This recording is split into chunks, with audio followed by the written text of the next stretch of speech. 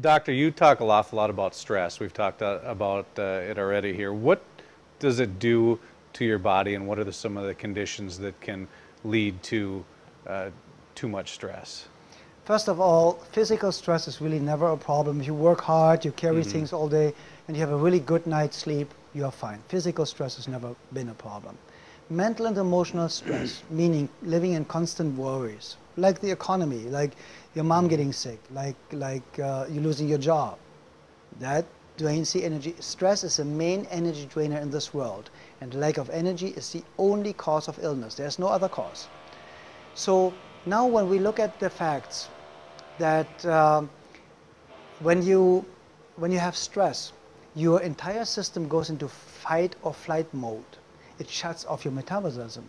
You don't digest anymore, and you produce all these stress hormones that need to be used up, that makes people aggressive and all these other elements. But the main thing is with stress, it dehydrates the system. So dehydration is the only cause of death. Everybody at the end of the day that dies of dehydration. That's the final cause of death. That you're so dehydrated that nothing works anymore. So dehydration is the main cause of aging. It's the main cause of wrinkles. It's the main cause of organs do not get enough blood flow, not enough oxygen, and so on. It's the main cause of high blood pressure. It's the main cause of migraine headaches. It's the main cause of back pain. Because what do you do when you get stressed? You tie up your shoulders. So whether you have shoulder pain or you get neck pain and then you get a headache, because you cut everything off, the blood flow and the oxygen flow to your brain, you start not seeing right. But also, all these mental conditions that we are in, being aggressive on like road rage, is caused by stress. You know, you get bothered again and again and again by somebody else driving like crazy, and all of a sudden you just flip, which is kind of like a nervous breakdown.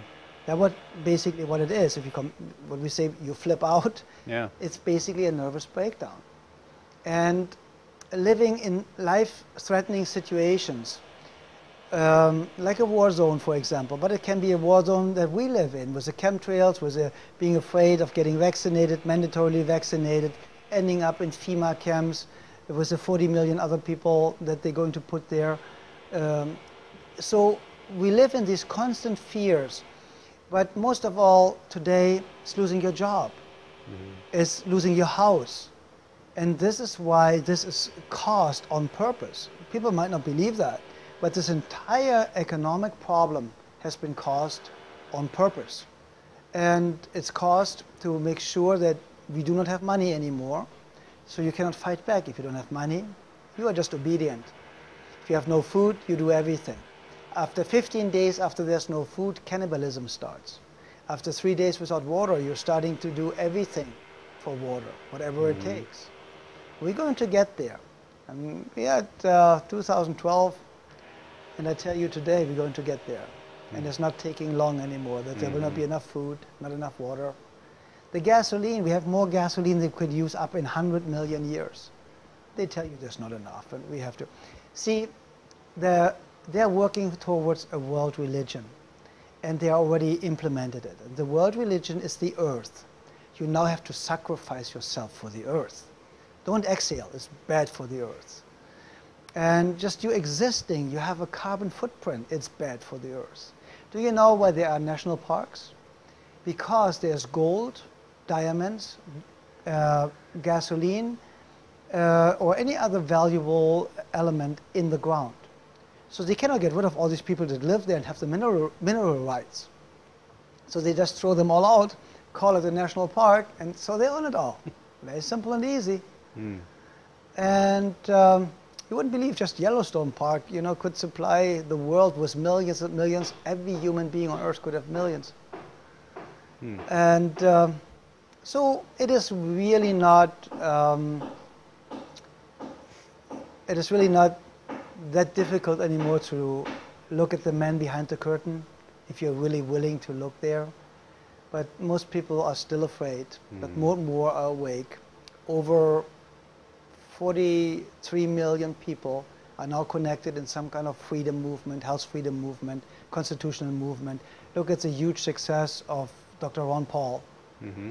And who is following him? The smart ones, the younger people, the educated people. You know, not the old ones that are so brainwashed that they have no chance. Some are so old and so long brainwashed over decades and decades by the media. Just look MSNBC and all these junk TV channels. It makes me want to throw up every time I just turn on the TV.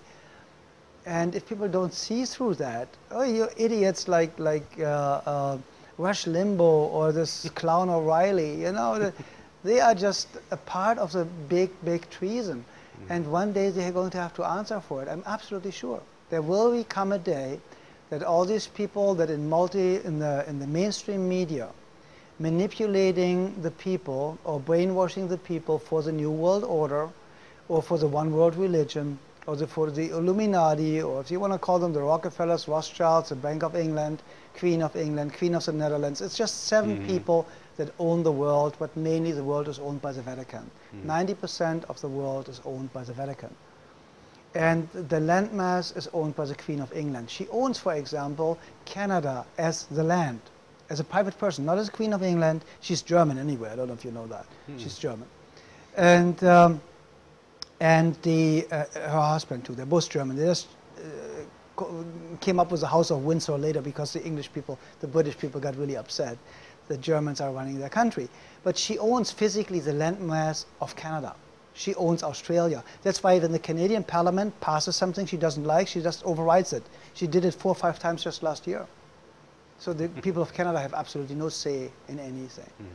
People just need to wake up to that, and they need to understand that the Vatican owns 90% of the entire